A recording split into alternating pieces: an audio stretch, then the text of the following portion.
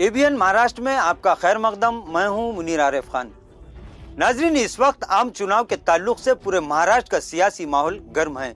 तमाम ही सियासी पार्टियां और नेता महाराष्ट्र की 48 सीटों में से ज्यादा सीटें हासिल करने का कैलकुलेशन करने में मसरूफ है।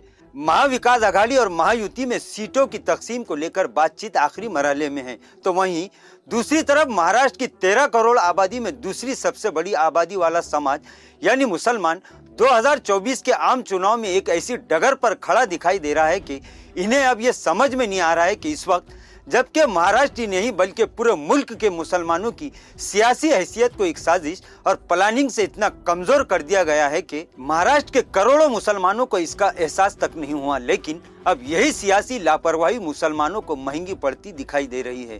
खैर, जैसे जैसे इलेक्शन करीब आएगा वैसे वैसे पूरी पिक्चर साफ हो जाएगी। वहीं इस वक्त मराठवाड़ा और इसमें भी मराठवाड़ा की राजधानी कहलाने वाला तारीखी शहर औरंगाबाद इस वक्त पूरे महाराष्ट्र की सियासी पार्टियों की तवज्जो का मरकज बन चुका है, क्योंकि औरंगाबाद लोकसभा सीट ऐसा लग रहा है कि तमामी पार्टियों के लिए अना का मसला बन चुका है। महाविकास आघाड़ी की जानिब से साबिक एमपी चंद्रकांत खैरे उम्मीदवारी की रेस में है, जबकि बीजेपी की जानिब से डॉक्टर भागवत कराड़ हाथ पैर मारने में मसरूफ है।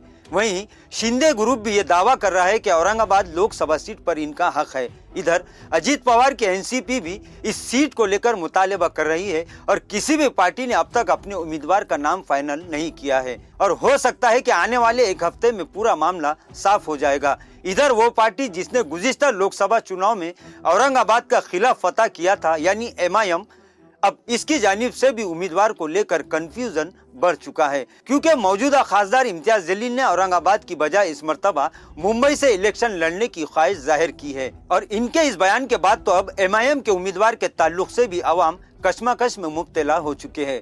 गुज़िश्ता दिन एमआईएम सुप्रीमो औरंगाबाद दौरे पर थे। बहुत सारे मीडिया वालों ने इनसे इस ताल्लुक से सवालात भी किए, लेकिन वो ऐसा जवाब नहीं दे पाए कि जिससे आवाम मुतमईन हो जाए। उन्होंने इन सवालात का गोलमोल जवाब देते हुए आवाम को हैरान कर दिया, क्योंकि इस बारे में जब पार्टी के दिगर जिम्मेदारान से सवाल किया जाता है तो वो लोग ये जवाब देते हैं कि इसका फैसला पार्टी सुप्रीमो करेंगे, और जब पार्टी सुप्रीमो से ये सवाल पूछा गया तो उन्होंने भी अजीब जवाब दिया कि अभी पार्टी में बातचीत चल रही है।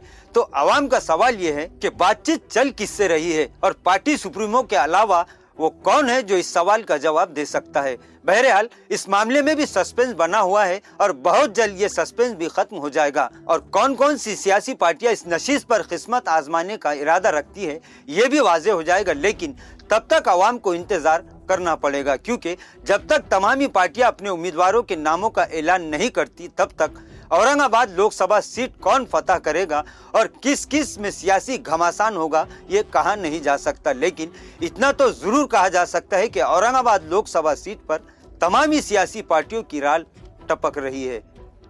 नाजरीन, आज के लिए बस इतना ही। कल फिर मुलाकात होगी कुछ नई खबरों के साथ। तब तक के लिए मैं मुनीर आरिफ खान आपसे इजाज़त चाहता हूँ। अल्लाह हाफिज़।